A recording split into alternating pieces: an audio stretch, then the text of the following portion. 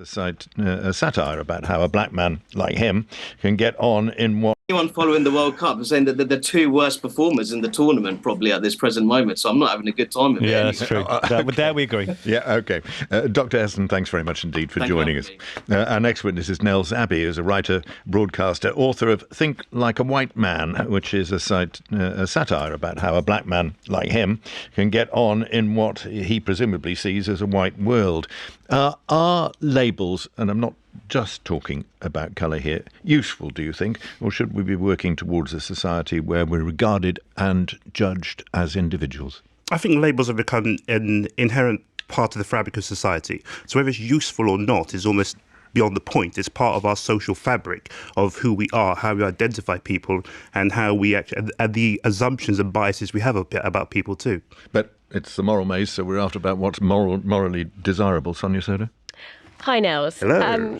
It's often commented on that we've got one of the most racially diverse cabinets that we've ever had.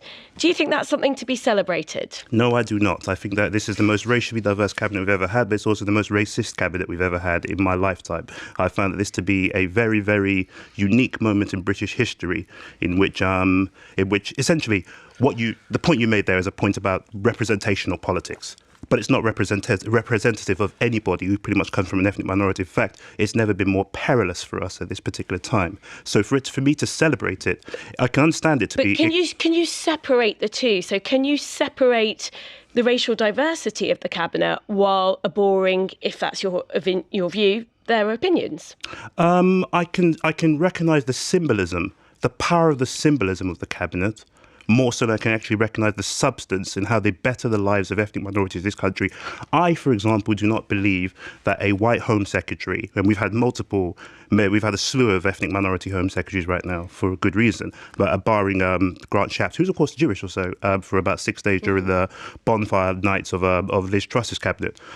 But I don't believe a white Home Secretary should be able to pull off things like the Rwanda plan and the barges and all sorts of other bits and bobs. I really don't believe. Not in modern Britain. Not post-Windrush Britain. No, I don't. Does that mean... So let's just do a theoretical experiment. We've got two Home Secretaries. Let's just say they're both called Priti Patel. One's white and one's brown. Yep. And they've both got exactly the same policies. And they may be policies that both you and I would vehemently disagree with. I vehemently disagree with Priti Patel on immigration. Should the brown Priti Patel be held to a higher standard than the white Priti Patel? Isn't that what you're saying? No, it's not. What I'm saying is that in order to push policies that might be harmful to ethnic minorities, the brown Priti Patel will be a lot more effective at doing so because she'll be able to leverage her ethnic background in order to push those policies through in a way that the white Priti Patel or the white Sarah Brown, but not to mention Sarah Brown phonetically, not Gordon Brown's wife, but the white, say, Sarah Joyce wouldn't be able to do so, particularly in a post-Windrush age. So does that make the brown Priti Patel more problematic than the white Priti Patel morally? It makes her more effective. But morally, does it make her worse? Yeah, morally, I think that it makes her, morally speaking, it makes her more effective a damager of the standing and positions of ethnic minorities in this country. You've used the term white privilege in your work, I think, or you've written about white privilege. There have been surveys that have shown that white people are more likely to, well, much more likely to agree with the statement that it's harder to get ahead if you're not white in the UK than they are with the idea that there is white privilege in the UK. Doesn't that mean that there's a pragmatic case for dropping a term like white privilege? I think that white privilege is an inherent fact of life, essentially. I don't think that it's. I wouldn't drop it because of the fact it makes people uncomfortable or anything else. I just think it's just describing a reality as life exists in the UK today. But people are, survey data shows that people are more or less likely to get the reality, to agree with the reality that it might be harder to get ahead in the UK if you're not white, depending on the language that you use. So isn't it better to drop divisive language like white privilege? I'm not convinced it's divisive, but if you get rid of the actual language, you're welcome to get rid of the language if you want to or so, but get rid of the actual issue. That's the problem that's really here, that's here. It's not the language, not the words, it's not what's on the tin, it's what's in the actual can that we have to get rid of. But doesn't the language that you use affect your ability to get people on side with you in order to tackle these very important inequalities? It may well do so. Can I just point something out to you for a second, Sonia? There's a lady who I really think, when we think of this whole debate that we're having right now about labels and everything else or so, there's a lady whose name I'll mention. Her name is Kirsty Buchanan.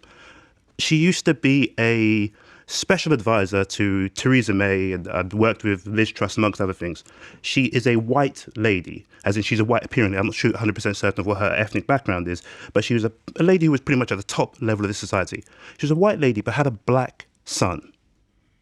Her son was roughed up in a superdrug, pretty much beaten up, just roughed up by the security guards who considered themselves some form of police force. What I found most interesting, this happened in March this year, when she needed help to actually ensure her child was actually helped, or there was brought some degree of justice, this was a person who knew Theresa May, knows Liz Truss, knows pretty much everybody at the top tier of the nation. Mm-hmm. She didn't reach out to them. When she got on Twitter, she tagged David Lammy and Diane Abbott. And it spoke to something that's really at the center of this about when we think of the concept of labels or communities or anything else, it spoke to the fact that whether or not we like it, the community and the labels we associate with people offer some degree of protection to people that we otherwise would not be there. And often it's protection against the state. But I completely agree with you that there is something about it being imposed on you and it's shaping the way you, whether you're brown or black, it will shape the way that you experience society. Absolutely. I guess my concern about some of this is sometimes I think it's important to teach young people about structural discrimination and the barriers they may face. But my worry is who are you teaching that? To all young people. Because some young people don't get the opportunity to learn about it. Some people have to learn about it from practice. Yes, but let me just finish my question, which is that if you are teaching young people about it, is there a risk that you slip into undermining their sense of agency, telling them that it's all so bad that they don't have any power over their own lives? No, not at all. I grew up in one of the whitest places. I was a foster kid for the first 9 years of my life, and I grew up in one of the whitest places in this country. It's a place that's so white that white people have forgotten it exists. It's a place called Benson, and I had no idea whatsoever about who was black or who was white or anything else. It was actually my schoolmates who actually said to me that, "Why is your mum white but you are black?" And I asked him, I said to him, what's white? What is black? And that's when it dawned on me right there and then that I was seen as something different. Tim Stanley? Just to go back to politicians for a second, I was speaking to a government minister, I won't say which, and I put it to her that I thought that some of the attacks she got were rooted in misogyny. And she immediately stopped me and said, "Don't you dare do that." She said, "Because I refuse to be defined by my sex politically. And whenever one does that, she feels she actually gives something over to the other side. She wants to be judged as an individual and a legislator." Do you understand that very different perspective on labels and identity? Absolutely, I do. I do understand that very different perspective on it. I think that it comes from, it's something that, actually, ironically enough, I actually wrote the exact same thing in my book, Think Like a White Man, that you must never accept any degree of subjugation and admit to it. You always have to give a posture of strength and that, no, I'm above this and don't ascribe that to me. But what she might not show to you is when she's in a quiet room by herself. And she knows that it's misogyny that she faced there. And she knows deep down and actually not getting to the root and tackling that misogyny and getting out or so. It means that she's kicking the can down the road to somebody else, making it somebody else's problem. And she will hopefully continue to progress in her career. Right. It's a trade-off that any minority or any oppressed group has to actually make. But is the tension here that may well be what has to happen for change to take place? But the ideal, of course, is for identity not to matter. And we've all been raised on Martin Luther King, that the idea that we should be judged by the content of our character, our morals, our talents, rather than the colour of our skin. Tim, I'm going to ask you to give me another Martin Luther King quote after that one, by the way, too. Right. It's every right-winger's only Martin Luther King quote their favourite one. No, and I agree with you, and I understand that, but I'm putting it to you. I know, that it has been put into this, it's been really forced into this culture, the idea that the goal is that race shouldn't matter. And can you therefore see why some people feel that those who therefore want to raise it a lot, even for the very best intentions, are actually undermining the long-term goal of it no longer mattering? Not particularly. I don't think that's inherently correct. First of all, I'll say that Martin Luther King said a lot more than just the colour of our skin, our content, our character. He also said we're coming for our check. And he was speaking specifically about Africans, people of African descent, coming for reparations or so, which he said a lot later in life after he actually said the speech in Washington. But the key thing about it there is that, yes, it might be, if the ideal is to actually make race not matter, then the objective has to be to ensure that we measure things, to ensure they are remedied, to ensure that race is increasingly mattering less. Because what gets measured gets remedied.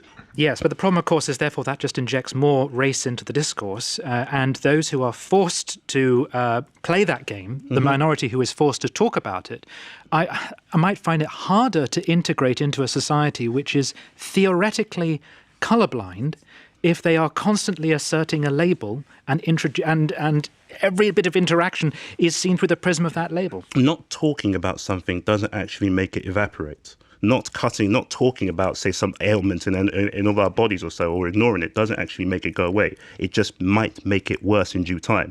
I believe it's the French who actually had this idea in which they got rid of some of the labels and you didn't measure things like race, etc. And look how that's worked out for them. If we somehow waved a magic wand and cured racism and prejudice, would the labels go away? Would you want them to go away? I think that, would the labels go away? Would I want them to go away also? It's a very, very good question. I'm not even too sure. I just think I would still be me to a certain degree. I think I would still be me, and I would still recognise certain affinities and relationships with certain people, or shared assumptions I'd have about people who may come from a background similar to mine. And there might be certain ways we'll conduct ourselves and speak about certain things or so behind closed doors. And then also, too, at the same time, too, I would love the fact that racism's gone away because I'll be a lot more successful in society. And I'm doing well today, so yeah. OK, Nels Abbey, thanks very much indeed. Our last witness is Professor Yasha Mung.